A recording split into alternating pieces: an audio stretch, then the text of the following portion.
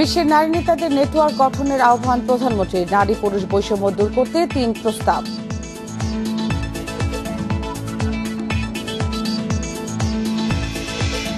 Truck মালিক শ্রমিকদের কর্মবিরতি দ্বিতীয় দিনে গড়ালো। আমদানি রপ্তানি ও ভোগ্য পণ্যে প্রভাব পড়ার শঙ্কা।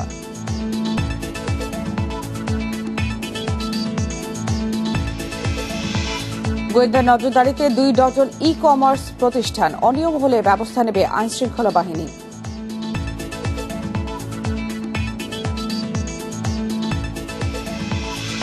জাতিসংঘ সাধারণ পরিষদের অধিবেশন শুরু। করোনা মোকাবেলা, জলবায়ু পরিবর্তন সহ নানা ইস্যুতে আলোচনা।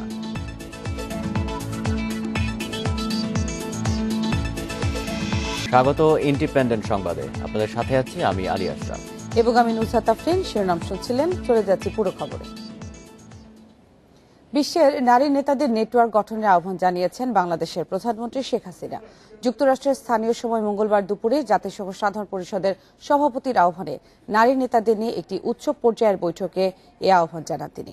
এ সময় প্রধানমন্ত্রী বলেন, নারী পুরুষের বৈষম্য দূর করতে নারী নেতাদের নেটওয়ার্ক একটি শক্তি হিসেবে কাজ করবে।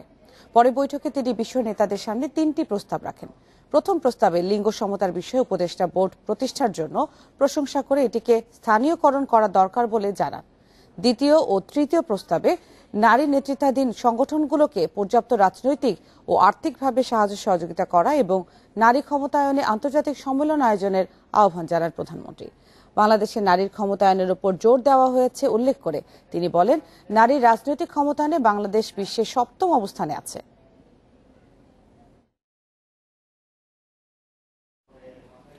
জাতিসংঘের ৭৬তম সাধারণ পরিষদের অধিবেশনে প্রথম দিনে উচ্চ পর্যায়ের আলোচনায় যোগ দিয়েছেন প্রধানমন্ত্রী শেখ হাসিনা। ২৪ সেপ্টেম্বর অধিবেশনে বাংলায় বক্তব্য রাখবেন তিনি। এর আগে সুইডেন ও কুয়েতে প্রধানমন্ত্রীর সঙ্গে সৌজন্য সাক্ষাৎ করেন প্রধানমন্ত্রী শেখ হাসিনা। এদিকে টেকসই উন্নয়নের জন্য এসডিজি প্রোগ্রেস অ্যাওয়ার্ড গ্রহণ করেন শেখ হাসিনা। আন্তর্জাতিক ভার্চুয়াল কনফারেন্সে এই পুরস্কার গ্রহণ করেন তিনি।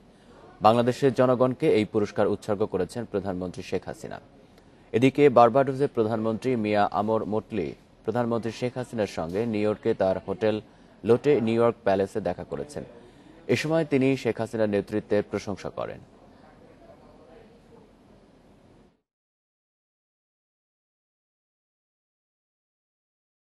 To accept this award on behalf of the people of Bangladesh. বাংলাদেশের মানুষের পক্ষ থেকে এই অ্যাওয়ার্ড গ্রহণ করতে পেরে আমি সত্যি গর্বিত। এই পুরস্কার এসডিজি বা টেকসই ডেভেলপমেন্ট গোল অর্জনে আমাদের প্রচেষ্টার স্বীকৃতি। এসডিজির মূল বিষয় হচ্ছে কেউ পিছিয়ে থাকবে না। আমরা আমাদের প্রচেষ্টা অব্যাহত রাখব যাতে অগ্রগতি ও সমৃদ্ধির যাত্রায় কেউ পেছনে না থাকে। এই পুরস্কার আমি আমার দেশের জনগণকে উৎসর্গ করছি। And prosperity so that no one is left behind. 15 দফা দাবিতে সারা দেশে পণ্য পরিবহনে কর্মবিরতির দ্বিতীয় দিনে গড়ালো। মঙ্গলবার সকাল 6টা থেকে শুরু হয় 72 ঘন্টার এই কর্মবিরতি। এতে আমদানি রপ্তানি সংশ্লিষ্ট ব্যবসায়ীরা পড়েছেন বিপাকে। পাশাপাশি প্রভাব পড়তে পারে ভোগ্য পণ্যেও। তবে উত্তরাঞ্চল থেকে সবজি ও পচনশীল পণ্য সরবরাহে কোনো বাধা নেই, জানান স্থানীয় নেতারা। চট্টগ্রাম থেকে প্রতিদিন গড়ে 6 থেকে 7 হাজার পণ্যবাহী পরিবহন দেশের বিভিন্ন অঞ্চলে চলাচল করে। তবে Bangladesh covered van truck prime mover পণ্য পরিবহন মালিক অ্যাসোসিয়েশন ও বাংলাদেশ ট্রাক চালক শ্রমিক ফেডারেশনের ডাকে চলমান কর্মবিরতিতে এসব যানবাহনের বেশিরভাগই আজ ছেড়ে যায়নি। এদিকে কর্মবিরতির জেরে বেনাপোল স্থলবন্দরে আটকা পড়ে প্রায় 10,000 পণ্যবাহী ট্রাক। এর মধ্যে পচনশীল পণ্য নিয়ে বিপাকে পড়েন ব্যবসায়ীরা। সারা বাংলাদেশ থেকে এখানে মাল আসে, তো স্বাভাবিক মাল আসার প্রতিবন্ধকতা তৈরি হলে তো একটা সংকট তৈরি হবে, আর ওই সংকট তৈরি হলে স্বাভাবিকভাবে কিন্তু বাজার মূল্য ব্যতিক্রম হতেই পারে। বর্ধিত আয়কর প্রত্যাহার, সহজ শর্তে লাইসেন্স দেওয়া, পুলিশি হয়রানি, চাঁদাবাজি ও মাসিক মাসোয়ারা বন্ধ করা সহ 15 দফা দাবিতে এই কর্মবিরতি উল্লেখ করে সংগঠনের নেতারা বলছেন, দাবি না মানলে আরও কঠোর কর্মসূচি দেওয়া হবে। গাড়িগুলোর লাইসেন্সগুলো যখন দেখে তখন ওরা বলে যে আপনার এটা হালকা লাইসেন্স, আপনার গাড়িটা হেভি লাইসেন্স, হেভি গাড়ি, সো আপনি এই গাড়ি চালাতে পারেন না, আপনি একটা মামলা নিয়ে যান। এখন আমি তো হেভি লাইসেন্স যদি আমাকে যথাযথ কর্তৃপক্ষ না দেয়, আমি হেভি লাইসেন্সটা পাবো কোথায়? তবে উত্তরবঙ্গ থেকে সবজি ও পচনশীল পণ্য পরিবহনে কোনো বাধা নেই বলে জানিয়েছেন স্থানীয় নেতারা। পণ্য পরিবহন আমরা যতবারই কর্মবিরতি দেখেছি, কোনোবারই কাঁচা সবজির ওপর আমরা বাধা দিই নাই, এবারেও দেব না। কাঁচা সবজি বাজার চলবে, অন্যান্য সামগ্রী বন্ধ থাকবে। এদিকে মঙ্গলবার সকালে চট্টগ্রামে covered van truck prime mover পণ্য পরিবহন মালিক সমিতির সদস্যদের সাথে Bangladesh truck covered van tank lorry prime mover মালিক শ্রমিক সমন্বয় পরিষদের সদস্যদের সাথে সংঘর্ষের ঘটনা ঘটে। তবে অন্যান্য জেলায় শান্তিপূর্ণভাবে চলছে কর্মবিরতি। বন ইবনে কামাল, ইন্ডিপেন্ডেন্ট নিউজ। এই বিষয়ে আরো জানাতে বেনাপোল ও রংপুর থেকে যোগ দিচ্ছেন সহকর্মীরা। প্রথমেই যাচ্ছি বেনাপোল থেকে, সেখানে রয়েছেন সহকর্মী এম এ রহিম। রহিম, কর্মবিরতিতে বেনাপোলে আসলে কি ধরনের প্রভাব পড়েছে, আর টি বিষয়ে জানাবেন যে কর্মবিরতি নিরসনে কোনো ব্যবস্থা এখনো নেওয়া হয়েছে কিনা?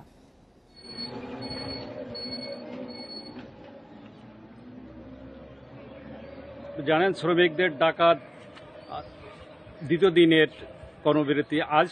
প্রথম দিন বেনাপোল স্থল বন্দরে আমদানি রপ্তানি বাণিজ্যে ব্যাপক অচলাবস্থার সৃষ্টি হয়। ইন্ডাস্ট্রিয়াল পণ্য সহ কাঁচামাল ও ট্রাকবাহী বন্দর থেকে ছেড়ে যায়নি, ফলে বন্দরে ভয়াবহ পণ্যজটের সৃষ্টি হয়েছে।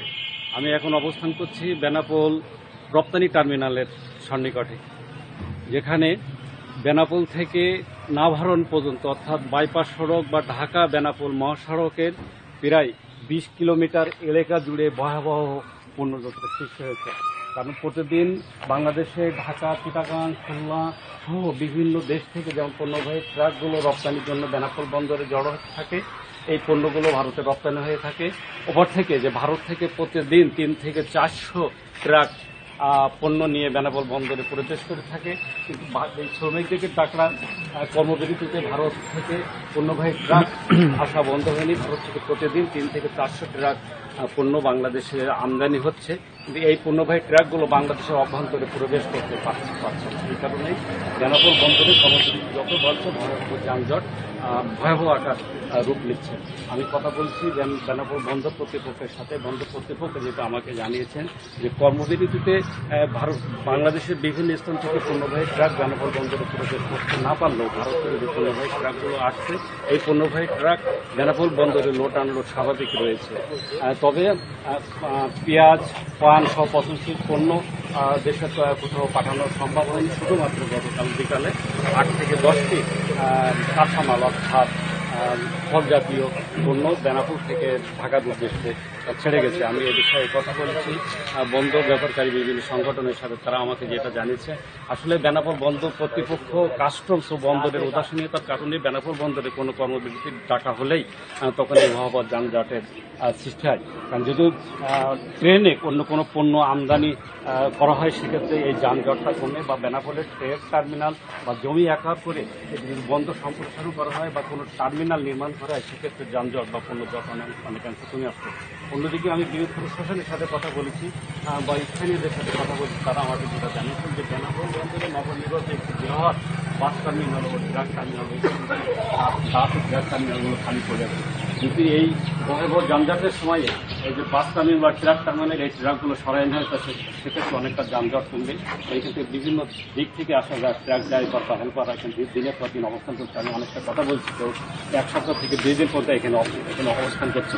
তারা অনেক মানবিক জীবনযাপন করছে, কারণ অনেক সিরিয়ালের নামে এখানে দীর্ঘদিন তাদের অপেক্ষা করছে। যদি এই পণ্য জটটা সৃষ্টি না হয়, তারা সিরিয়ালভাবে যদি তাদের জায়গায় অবস্থান করতে পারে, তাহলে সেক্ষেত্রে তারা অল্প দিনে পণ্য ডেলিভারি দিতে পারবে। এক্ষেত্রে তাদের ড্যামারেজ কমবে। অন্যদিকে এই কর্মবিরতিতে সবচেয়ে বেশি ক্ষতিগ্রস্ত হচ্ছে কাঁচামাল, যারা বেনাপোল বন্দরে অবস্থান করছে, এগুলো দেশের অভ্যন্তরে যেতে পারছে না। এই জন্য কাঁচামাল প্রচুর নষ্ট হচ্ছে, ক্ষতিগ্রস্ত হচ্ছে আমদানি রপ্তানির সাথে সংশ্লিষ্ট। তথ্য সংগ্রহে আমরা যাচ্ছি এখন রংপুরে, সেখানে রয়েছেন আমাদের সহকর্মী নজরুল ইসলাম। নজরুল, রংপুরের কি অবস্থা? বেনাপোল থেকে এম এ রহিম যেমনটি জানাচ্ছিলেন যে পণ্যবাহী ট্রাকগুলো কিন্তু আসলে আটকেই রয়েছে এবং সেখানে ভালো মতোই আসলে এই কঠোর যে অবস্থান সেটি মানা হচ্ছে। রংপুর আসলে সেটা কেমন করে মানা হচ্ছে, আর আসলে এই সমস্যা নিরসনের কোনো উদ্যোগ নেওয়া হয়েছে কিনা? ট্রাক ট্যাঙ্গলরি যে শ্রমিক রয়েছে তাদের টাকা 72 ঘন্টা কর্মবিরতির কিন্তু আজকে দ্বিতীয় দিনে। আপনারা নিশ্চয়ই দেখতে পাচ্ছেন যে আমি যে টাকা দাঁড়িয়ে আছি এটি রংপুর ট্রাক স্ট্যান্ড। এই স্ট্যান্ডে আপনি দেখছেন যে শত শত ট্রাক কিন্তু এখন দাঁড়িয়ে আছে। তবে তাদের যে দাবি রয়েছে, যে 15 দফা দাবিতে তাদের যে শ্রমিকদের যে দাবি, সেটি হচ্ছে যে তাদের লাইসেন্স এবং পুলিশি হয়রানি সহ বিভিন্ন ধরনের তাদের যে দাবিগুলো রয়েছে, এই দাবিগুলো না মানা হলে তারা কিন্তু এই যে 72 ঘন্টা যে কর্মবিরতি দিয়েছে এটি আরো দীর্ঘায়ু হবে। অর্থাৎ তাদের কথা হচ্ছে যে কেন্দ্রীয় সিদ্ধান্ত মোতাবেক তারা কিন্তু এইসব দাবি মেনেই তারা কিন্তু আজকে ট্রাক ট্যাংলরি তারা অর্থাৎ স্ট্যান্ডেই রেখে দিয়ে তারা কিন্তু বসে আছে। তাদের কথা হচ্ছে যে আমরা 4-5 দিন কেন আর 15 দিন যদি অনাহারে থাকে, তারপরে তাদের দাবি আদায় না হওয়া পর্যন্ত তারা এই ট্রাক ট্যাংলরি তারা ছাড়ছে না। তো একটা বিষয় যে নিরসনের যে বিষয়টি রয়েছে, এটি কিন্তু আমরা একটু আগেই কি কথা বলেছি, যারা ট্রাক ট্যাংলরি শ্রমিক নেতা রয়েছেন তাদের সঙ্গে, তারা বলছেন যে কেন্দ্রীয় সিদ্ধান্ত মোতাবেক কিন্তু তারা এই দাবি আদায়ের লক্ষ্যে আজকে দ্বিতীয় দিনেই 72 ঘন্টার যে কর্মবিরতি এটি পালন করে যাচ্ছেন। তবে কেন্দ্রীয় সিদ্ধান্ত অনুযায়ী যদি কেন্দ্র এই সিদ্ধান্ত আরো দেয় যে কয়েকদিন আরো চলবে, এটি কিন্তু তারা এই দাবি মেনেই তারা এই অর্থাৎ রাস্তায় নেমে পড়ছে এবং ট্রাক ট্যাংলরি বিভিন্ন জায়গায় আটকে রেখে তারা এই অর্থাৎ কর্মবিরতি পালন করছেন। তবে রংপুর থেকে এখন পর্যন্ত আমরা যেটা জানতে পেরেছি যে কোনো ধরনের পরিবহন অর্থাৎ ট্যাংলরি ট্রাক ছেড়ে দেয়নি ঢাকার উদ্দেশ্যে, তারা যাচ্ছে না। এবং আমি আরেকটা বিষয় জানি যে রংপুরের কিন্তু আপনি জানেন যে কাঁচামালের যে একটি বিষয় রয়েছে, কাঁচামাল নিয়ে তারা ঢাকা এবং চট্টগ্রাম সহ বিভিন্ন বিভাগীয় শহরগুলোতে তারা যায়, কিন্তু সেটি কিন্তু আমরা সকাল থেকে দেখেছি এবং গতকাল দেখেছি তারা কিন্তু ছেড়ে যায়নি। এই কারণে ছেড়ে যায়নি, তাদের যে দাবি, এই দাবি আদায় না হওয়া পর্যন্ত তাদের কেন্দ্রীয় নেতারা বলছেন যে অর্থাৎ পণ্যবাহী ট্রাক যেটি রয়েছে এটি তারা ছেড়ে দিবেন, কিন্তু এখন পর্যন্ত তারা আমরা দেখেছি যে তারা পণ্যবাহী ট্রাক ছেড়ে দেয়নি। তবে আজকে বিকালের মধ্যে হয়তো বা এটি একটি নিরসন হওয়ার কথা রয়েছে, অর্থাৎ কেন্দ্রীয় নেতাদের সাথে কথা বলে তারা যেটা বলছেন যে কেন্দ্রীয় নেতারা যদি সিদ্ধান্ত দেয়, এই সিদ্ধান্ত এবং রংপুর থেকে জানাচ্ছিলেন নজরুল ইসলাম পণ্যবাহী ট্রাকগুলোর সম্পর্কে। গোয়েন্দা নজরদারিতে এবার 2 ডজন ই-কমার্স প্রতিষ্ঠান। অনিয়মের তথ্য বিশ্লেষণ করে এরই মধ্যে বেশ কিছু প্রতিষ্ঠানের বিরুদ্ধে ব্যবস্থা নিতে যাচ্ছে আইনশৃঙ্খলা বাহিনী। স্বরাষ্ট্রমন্ত্রী বলেছেন, স্বল্প মূল্যে পণ্য সরবরাহের নামে যারা গ্রাহকের অর্থ লোপাট বা প্রতারণা করছে তাদের কাউকেই ছাড় দেওয়া হবে না। প্রশ্ন উঠতেই পারে, দেশের ই-কমার্স সেক্টরে আলাদিনের চেরাগ হয়ে ওঠা বিভিন্ন প্রতিষ্ঠান চলছে কিভাবে? অস্বাভাবিক পরিমাণ মূল্য ছাড় ও বিজ্ঞাপন দিয়ে বাজার দাপিয়ে বেড়াচ্ছে অন্তত অর্ধশত ই-কমার্স প্রতিষ্ঠান। এরই মধ্যে ইভ্যালি, ই-অরেঞ্জ, ধামাকা সহ বেশ কিছু প্রতিষ্ঠানের বিরুদ্ধে করা মামলা নিয়ে চলছে তদন্ত। স্বরাষ্ট্রমন্ত্রী বলছেন, ই-কমার্সে অনিয়মের সাথে জড়িত কাউকেই ছাড় দেয়া হবে না। অ্যাট্রাকটিভ মুনাফার কথা বলছেন, যেই গাড়ির দাম ধরেন 100 টাকা, সে বলছে 50 টাকায় দিবে।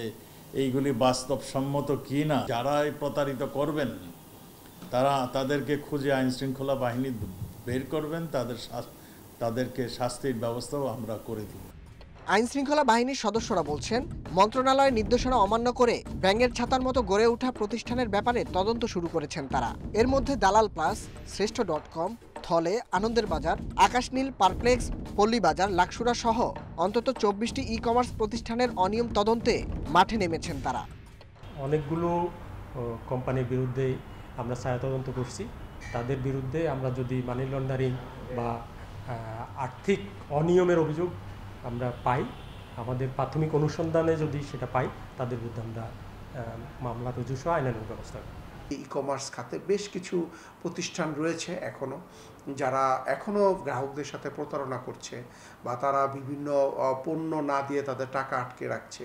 এই সম্পর্কিত আমাদের গোয়েন্দা নজরদারি অব্যাহত রয়েছে। বেশিরভাগ প্রতিষ্ঠান ই-কমার্স নীতিমালার এসক্রো সিস্টেমের বাইরে সরাসরি লেনদেন করছে গ্রাহকের সাথে। এদেরকে দ্রুতই আইনের আওতায় আনার কথা জানিয়েছে গোয়েন্দা পুলিশ। বেশ অনেকগুলি নীতিমালার মধ্যেই আছে, কিন্তু সেটাকে ফলো করা হচ্ছে না। মানুষ দিনের পর দিন টাকা জমা দিয়ে টাকা পণ্য পাচ্ছে না। প্রতারণা যে যেখানেই করুক, ওরা যদি আইনের সহায়তা চায়, আমরা অবশ্যই আইনগত সহায়তা আমরা করব।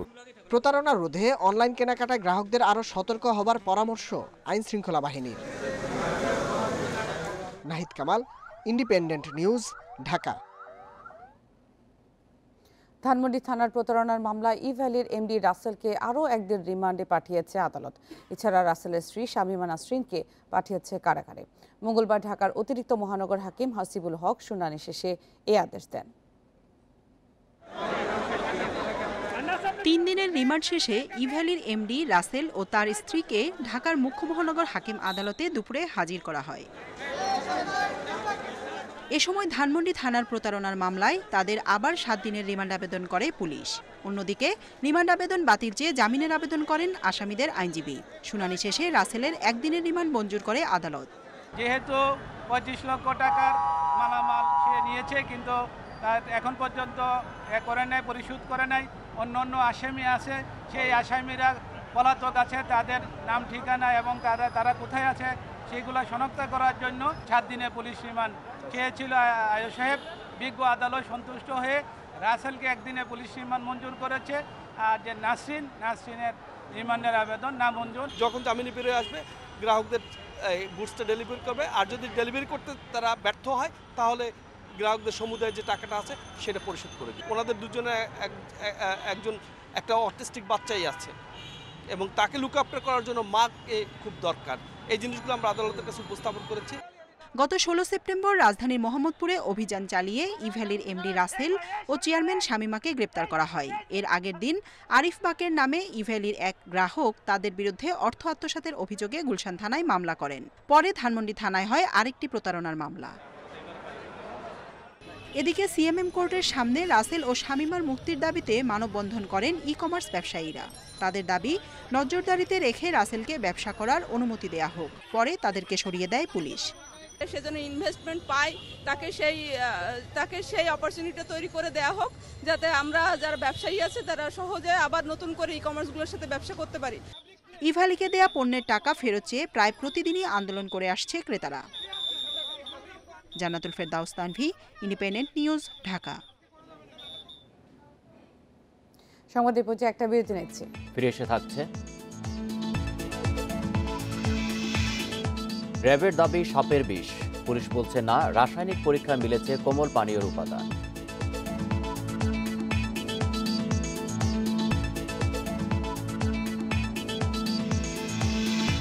সঞ্চয়পত্রে 15 লাখ টাকার বেশি বিনিয়োগে মুনাফার হার কম, সরকারি প্রজ্ঞাপন জারি।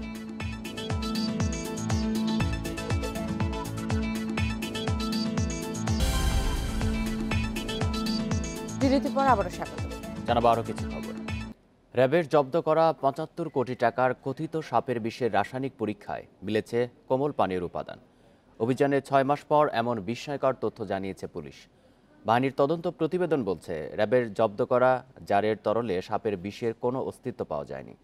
গবেষকরা বলছেন, এই ধরনের সাপের বিষ বিক্রি পুরোটাই প্রতারণা। 2020 সালের 24 ডিসেম্বর রাজধানীর দক্ষিণখানে র্যাবের অভিযানে আটক হয় সাপের বিষ পাচারকারী চক্রের 6 জন। র্যাব জানায়, ঘটনাস্থল থেকে সাপের বিষের 6টি জার জব্দ করা হয়েছে, যার বাজার মূল্য প্রায় 75 কোটি টাকা। জব্দকৃত কথিত সাপের বিষ রাসায়নিক পরীক্ষার জন্য পাঠানো হয় রাজশাহী বিশ্ববিদ্যালয়ে। তদন্ত শেষে পুলিশ বলছে, উদ্ধারকৃত জারে কোনো বিষ ছিল না। ল্যাব পরীক্ষার ফলাফল বলছে, জারগুলোতে ছিল কোমল পানীয়ের উপাদান। স্যাম্পলগুলো পেয়েছি আমরা আমাদের ল্যাবে বিভিন্ন ধরনের এক্সামিনেশন করেছি এবং তাদের কোনোটাতেই হচ্ছে যে আমরা সাপের বিষের কোনো অস্তিত্ব পাইনি। এক এক সময় এক এক রকম জিনিস থাকে। একবার আমরা কোক পেয়েছি, কোক মানে হচ্ছে যে কোক স্প্রাইট, এগুলো। একবার আমরা হচ্ছে যে সার্ফ এক্সেল পেয়েছি। র্যাব বলছে, গ্রেপ্তারকৃতদের প্রাথমিক জিজ্ঞাসাবাদে সাপের বিষ এবং তার মূল্যের তথ্য পাওয়া যায়, যেটি গণমাধ্যমে জানানো হয়।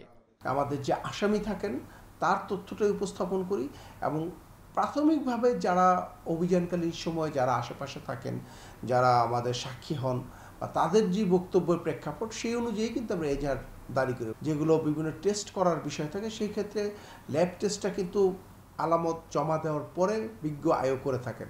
গত 1 বছরে র্যাব ও সিআইডির অভিযানে কয়েকশো কোটি টাকার সাপের বিষ জব্দের তথ্য দিলেও ল্যাব পরীক্ষায় কোনো বিষ মেলেনি।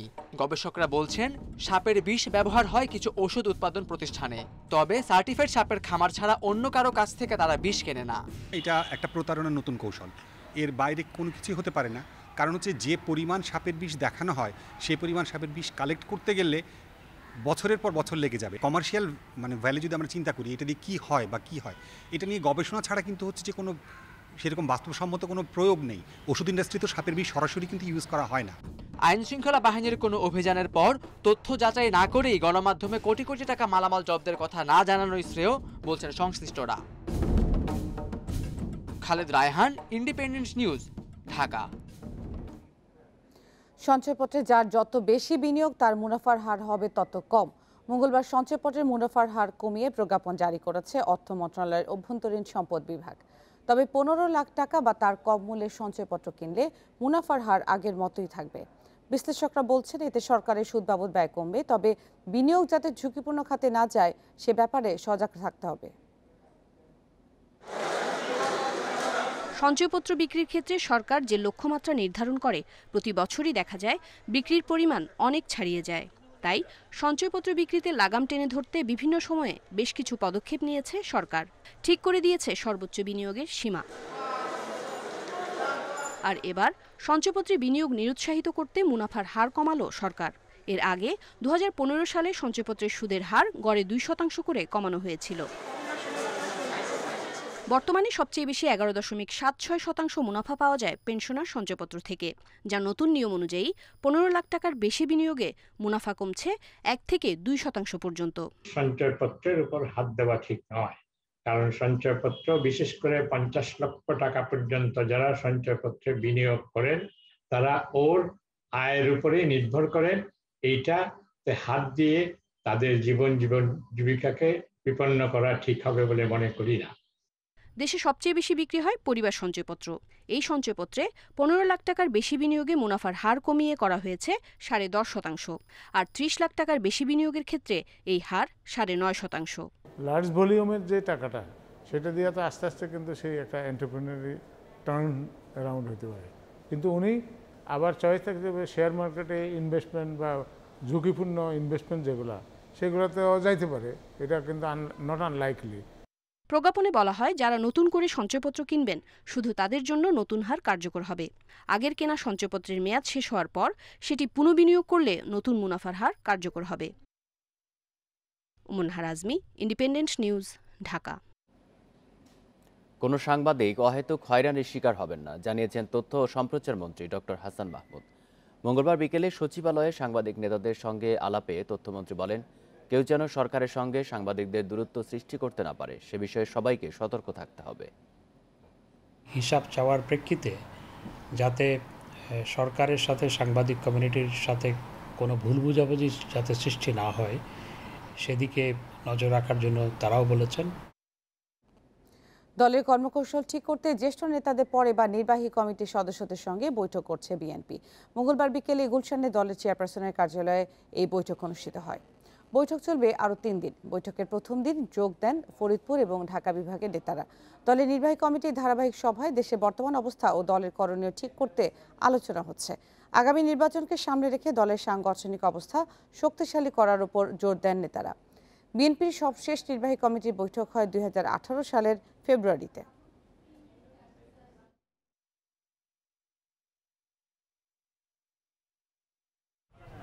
অনির্বাচিত দখলদারি সরকারের গণতন্ত্রকে ধ্বংস করবার যে শাসন, একদলীয় শাসন ব্যবস্থা প্রতিষ্ঠা করবার যে লক্ষ্য নিয়ে এরা এগুচ্ছে, সেই বিষয়ে আমাদের সদস্যরা আলোচনা করেছেন। গণতন্ত্রের পুনরুদ্ধার ব্যাপারে আলোচনা করেছেন, সাংগঠনিক বিষয়ে আলোচনা করেছেন।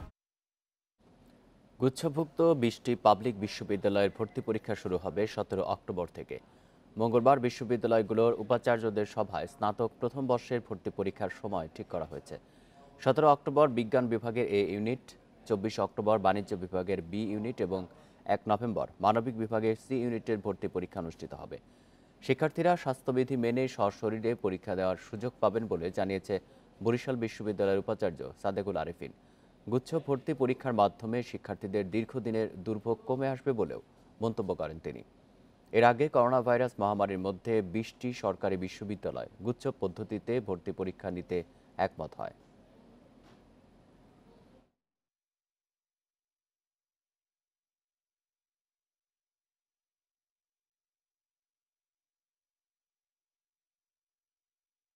করোনাকালীন সময়ে ভর্তি পরীক্ষার্থী শিক্ষার্থীদের কাছে আমাদের আহ্বান থাকবে, তারা যেন যথাযথ স্বাস্থ্যবিধি মেনে পরীক্ষার হলে প্রবেশ করে। সংবাদ একটা বিরতি নিচ্ছে, আর ফিরে এসে থাকছে। দেশের আকাশপথ নিয়ন্ত্রণে নিতে বসবে অত্যাধুনিক রাডার। এবছরই কাজ শুরু করবে ফ্রান্সের থালাস প্রতিষ্ঠান।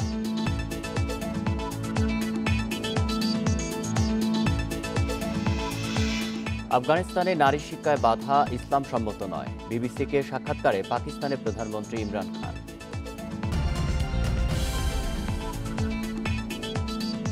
বিরতির পর স্বাগত সংবাদে জানাবো আরো খবর। সেরা গ্রিন ওয়াটার ট্যাঙ্ক, পানির সেফ হাউস। দেশের আকাশপথ পূর্ণ নিয়ন্ত্রণে নিতে 2024 সালে বসছে অত্যাধুনিক রাডার। বেসামরিক বিমান প্রতিমন্ত্রী জানান, এবছরই কাজ শুরু করবে ফ্রান্সের থ্যালাস প্রতিষ্ঠানটি। তিনি আরও বলেন, শাহজালাল বিমানবন্দরে এটি বসানো হলে দেশের আকাশ সীমায় চলা যে কোনো যান নিয়ন্ত্রণ করা যাবে। 30 বছর আগে শাহজালাল বিমানবন্দরে বসে রাডার, যেটি কার্যক্ষমতা হারিয়েছে অনেক আগেই। এর পরিধি সীমিত হওয়ায় আকাশপথে নজরদারি করা কঠিন হয়ে পড়েছে। ফলে সুন্দরবন, পার্বত্য চট্টগ্রাম ও বঙ্গোপসাগরের বিস্তীর্ণ এলাকায় কোনো উড়োজাহাজ চললে তা জানতে পারে না বাংলাদেশ। 2 বছরের মধ্যে এসব সমস্যার সমাধান হবে বলে জানালেন বেসামরিক বিমান পরিবহন ও পর্যটন প্রতিমন্ত্রী। বলেন, আকাশপথে নজরদারি ও নেভিগেশন প্রযুক্তির আধুনিকায়নে 2024 সালে দেশে বসবে ফ্রান্সের থ্যালাসের তৈরি রাডার। বিশ্বের সবচেয়ে অত্যাধুনিক রাডার যেটা থ্যালাস তাদের কাছ থেকে আনার চুক্তি হয়েছে, ওয়ার্ক অর্ডার সমস্ত কিছুই হয়েছে, এখন শুধু সময়ের অপেক্ষা। রাডার তারা তৈরি করে দিবে, সুতরাং এই ব্যাপারে অনেক দূর অগ্রসর আমরা। তিনি আরও জানান, আকাশসীমার নিচ দিয়ে কোনো উড়োজাহাজ, হেলিকপ্টার ও ড্রোন উড়ে গেলে বর্তমান রাডারটি ধরতেই পারে না। এছাড়া রয়েছে ব্ল্যাক স্পটও, যা নিরাপত্তার জন্য ঝুঁকি বলে মনে করেন প্রতিমন্ত্রী। রাডারে তো সমস্ত কিছুই ধরা পড়বে, সুতরাং বিমান সেফটি, সিকিউরিটি, রাডারের কাজ যেটা বিমান চলাচলের ক্ষেত্রে যে কোনো ধরনের হুমকি, ঝুঁকি সমস্ত কিছু এটার মধ্যে ধরা পড়বে। ড্রোন তো আসবেই, ড্রোন থেকে আরও ক্ষুদ্রতর কোনো কিছু হইলে সেটাও ধরা পড়বে। নতুন রাডার বসলে দেশের ক্যাসমিক সীমায় অনুমোদনহীন কোনো যান ঢুকে পড়লে তা নিয়ন্ত্রণ করা যাবে। একই সাথে বাড়বে রাজস্ব আয়ও। Hasib Mahmud Shah, Independent News, Dhaka. বিদেশ থেকে ফোন কেনার সঠিক কাগজপত্র না থাকা ও রেজিস্ট্রেশনের জন্য মেসেজ না আসা সহ মোবাইল ফোন নিবন্ধন নিয়ে নানা ভোগান্তিতে অনেক গ্রাহক। এতে ফোন সেটটি বন্ধ হয়ে যাবে কিনা এ নিয়ে আশঙ্কায় তারা। বিটিআরসি বলছে, অনিবন্ধিত ফোন নিবন্ধনের সময় বাড়ানো হতে পারে। এ নিয়ে শিগগিরই বৈঠক হবে।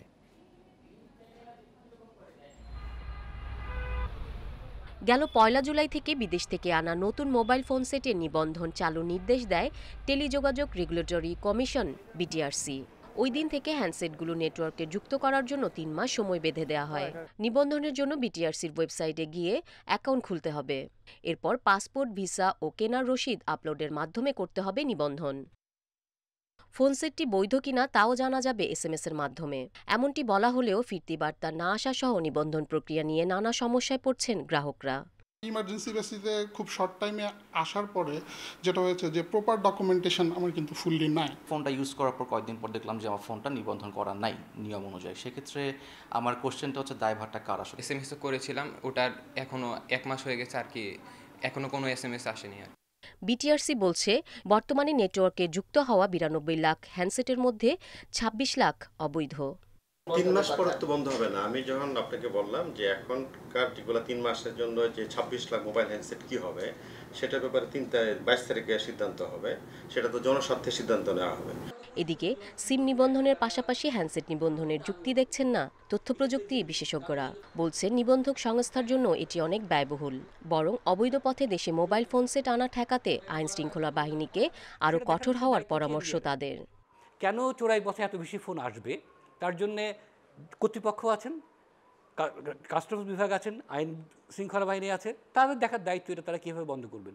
কিন্তু এটা না করে আমরা যারা সাধারণ ব্যবহারকারী তাদের উপরে বিভিন্ন বিধিনিষেধ চাপিয়ে দেওয়াটা আসলে কোনো প্রযুক্তিগত উন্নয়নের লক্ষণ না।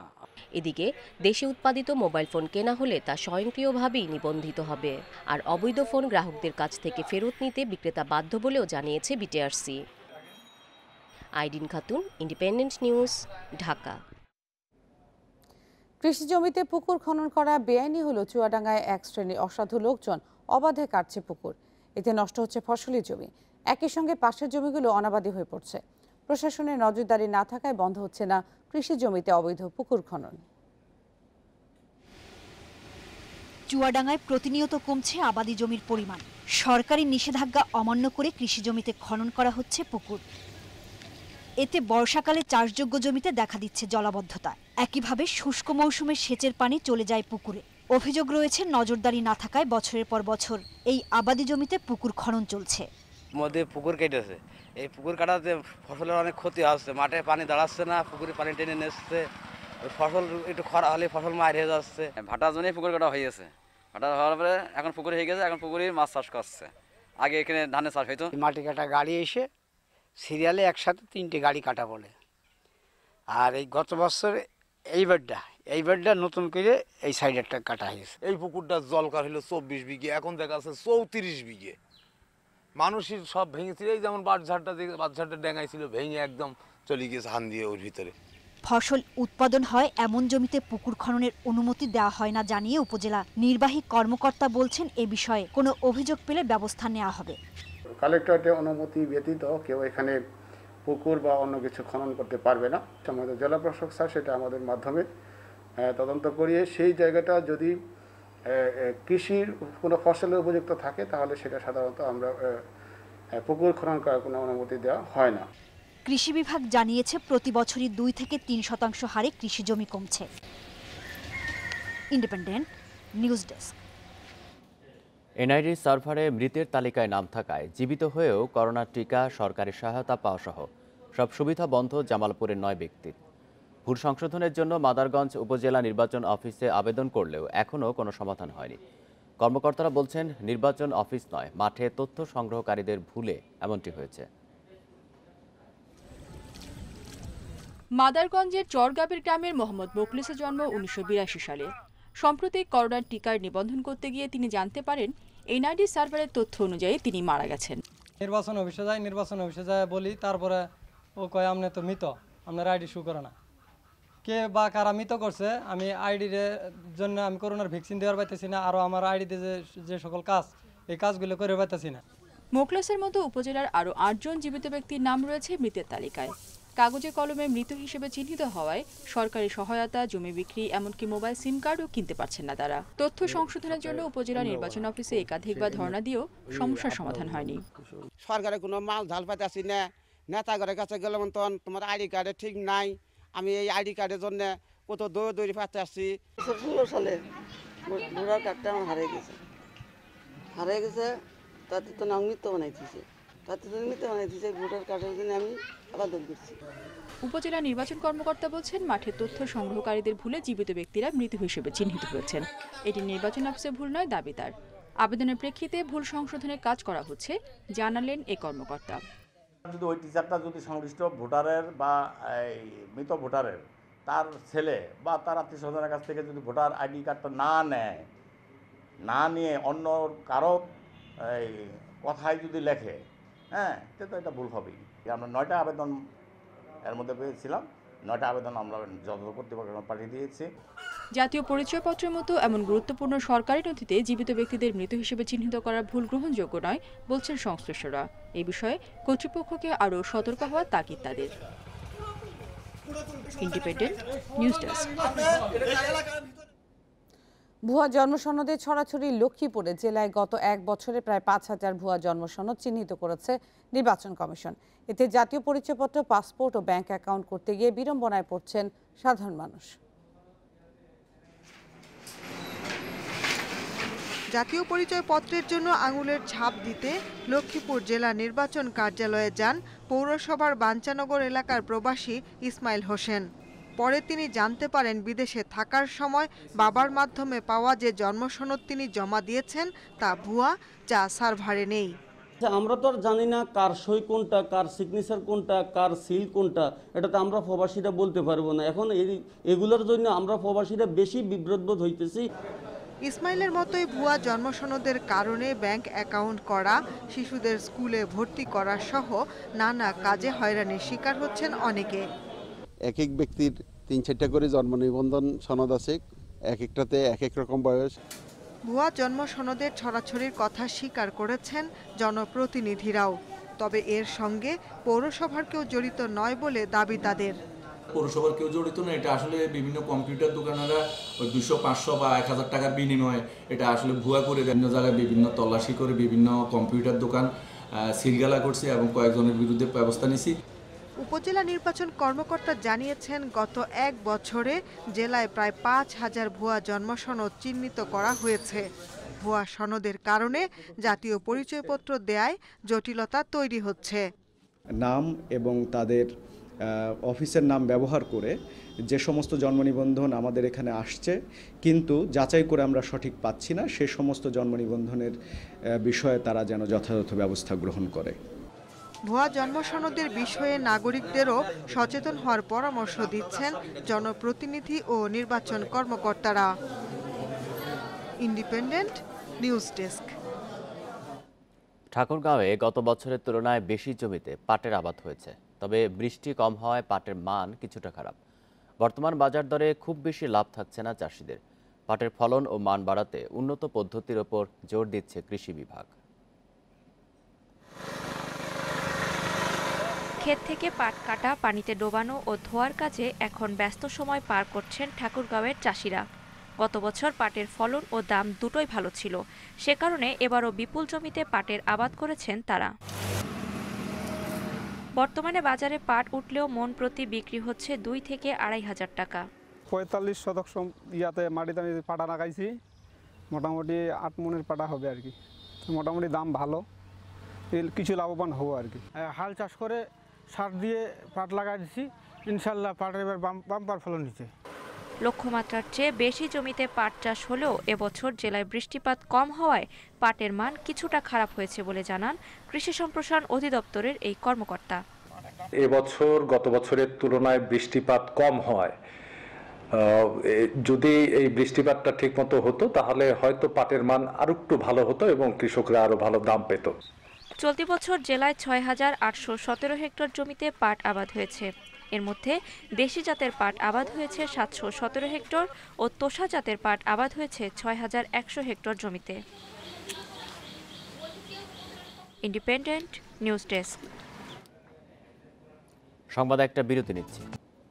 নিউ ইয়র্কে জাতিসংঘের 76তম অধিবেশনে অংশগ্রহণের পর বৈঠক করেছে যুক্তরাষ্ট্রের প্রেসিডেন্ট জো বাইডেন এবং যুক্তরাজ্যের প্রধানমন্ত্রী বরিস জনসন। হোয়াইট হাউসে বৈঠকে দ্বিপাক্ষিক সম্পর্ক উন্নয়নে আলোচনা করেন তারা।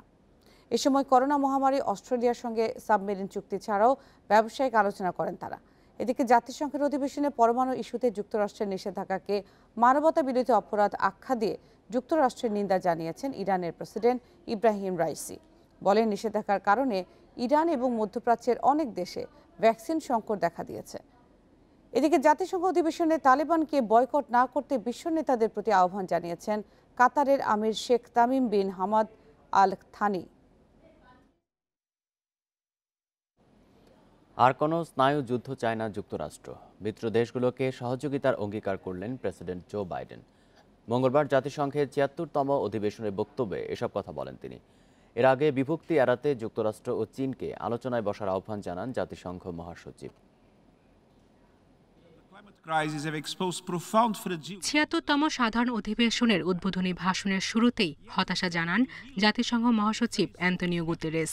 বিশ্ব ধ্বংসের দিকে এগুচ্ছে উল্লেখ করে সবাইকে সতর্ক করেন তিনি।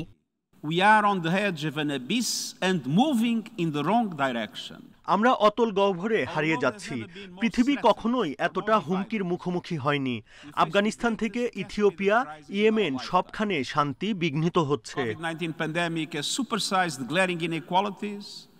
গুতেরেস বলেন, বিশ্বে ক্রমেই বাড়ছে বিভক্তি। তা এড়াতে যুক্তরাষ্ট্র ও চীনকে আলোচনায় বসার তাগিদ দেন তিনি। অর্থনীতি, বাণিজ্য, প্রযুক্তি ও কৃত্রিম বুদ্ধিমত্তার উন্নয়নে বিশ্ব দুটি স্বতন্ত্র ধারায় বিভক্ত হয়ে পড়ছে। এমনকি সামরিক ও ভূরাজনৈতিক কৌশলে দুটি আলাদা পন্থা দেখা যাচ্ছে। এটি বাড়িয়ে দেবে স্নায়ুযুদ্ধ।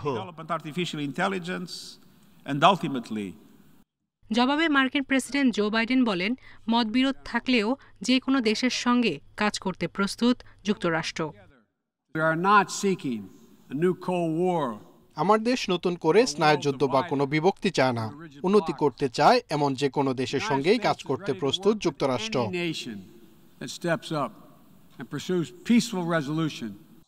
আফগানিস্তান ইস্যুতে বাইডেন বলেন, যুদ্ধ অবসানের মধ্য দিয়ে কূটনীতির নতুন যুগের সূচনা করেছে যুক্তরাষ্ট্র। এ সময় উন্নয়নশীল দেশগুলোর জন্য জলবায়ু পরিবর্তন সহায়তা দ্বিগুণ করার আশ্বাস দেন তিনি। আমরা আফগানিস্তানে 20 বছরের দ্বন্দ্বের অবসান ঘটিয়েছি। এক্ষেত্রে আমাদের নতুন চ্যালেঞ্জের মুখোমুখি হতে হবে, তবে আমাদের জটিল কোনো সমস্যায় পড়তে হবে না।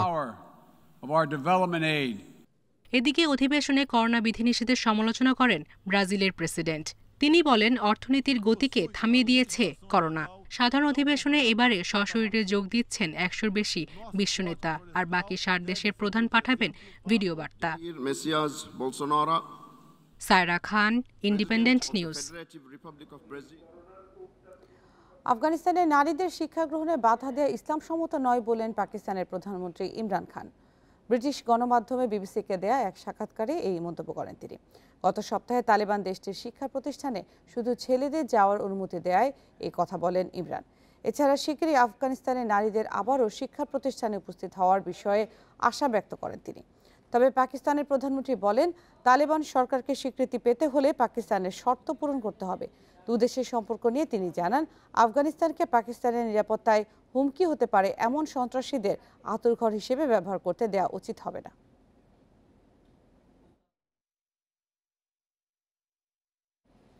বিশ্বে আবারও বেড়েছে করোনা ভাইরাসের দৈনিক আক্রান্ত ও মৃতের সংখ্যা। একদিনে 8,000-এর বেশি মানুষের প্রাণ কেড়েছে করোনা। নতুন রোগী শনাক্ত হয়েছে 4,44,000। জানিয়ে বিশ্বে করোনায় মোট প্রাণহানি 47,21,000 ছাড়ালো। মোট আক্রান্ত 23,02,00,000-এর বেশি। একদিনে করোনায় সবচেয়ে বেশি যুক্তরাষ্ট্রে 1865 জনের মৃত্যু হয়েছে, আক্রান্ত 1,12,000-এর বেশি। দ্বিতীয় সর্বোচ্চ 812 জন মারা গেছেন রাশিয়ায়। যুক্তরাজ্যে বেড়েছে সংক্রমণ, একদিনে 31,000-এর বেশি রোগী শনাক্ত হয়েছে দেশটিতে।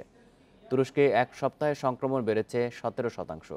এদিকে বিস্তার কমে আসায় মাস্ক পরায় বাধ্যবাধকতা তুলে নিয়েছে আর্জেন্টিনার সরকার। অন্যদিকে সিরিয়ার ইদলিবে সংক্রমণ হু হু করে বাড়ায় দেখা দিয়েছে চিকিৎসা সংকট। 6 অক্টোবর বিসিবি নির্বাচন, মনোনয়নপত্র বিতরণ 24 ও 25 সেপ্টেম্বর। এবার সভাপতির পদে উন্মুক্ত থাকছে না কোনো প্যানেল, জানিয়েছেন নাজমুল হাসান পাপন। শুরুতে নির্বাচন করবেন না এমন ইঙ্গিত থাকলেও আগের অবস্থান থেকে সরে এসেছেন তিনি। তবে সভাপতি নয়, পরিচালক হিসেবে থাকার বার্তা দিয়েছেন পাপন। প্রয়াত ICC panel umpire Nadir Shah ও সাবেক জাতীয় কোচ ক্রিকেট বিশ্লেষক জালাল আহমেদ চৌধুরী স্মরণে নীরবতা পালন করে শুরু হয় নাজমুল হাসান পাপনের নির্বাহী কমিটির শেষ সভা। এরপর সভাপতির বিদায়ী বক্তব্যে গত মেয়াদে সাফল্য ব্যর্থতা তুলে ধরে সবাইকে ধন্যবাদ জানান পাপন। মাঠের পারফরম্যান্স এর সমস্ত credit goes to the players. বিসিবিতে 2 মেয়াদে দায়িত্ব পালন করেছেন নাজমুল হাসান পাপন। তৃতীয় মেয়াদে আবারও কি দেখা যাবে সভাপতির হটসিটে? গত কিছুদিন ধরে সভাপতি পদে নির্বাচন না করার ঘোষণা দিয়ে আসলেও এবার সিদ্ধান্ত বদলের ইঙ্গিত। আসন্ন নির্বাচন নিয়ে নিজের অবস্থান স্পষ্ট করলেন পাপন। আমার কোনো প্যানেল নাই, এবার কোনো প্যানেল নাই। যে খুশি দাঁড়াতে পারে, ইলেকশন হবে, যে জিতে আসবে আসবে।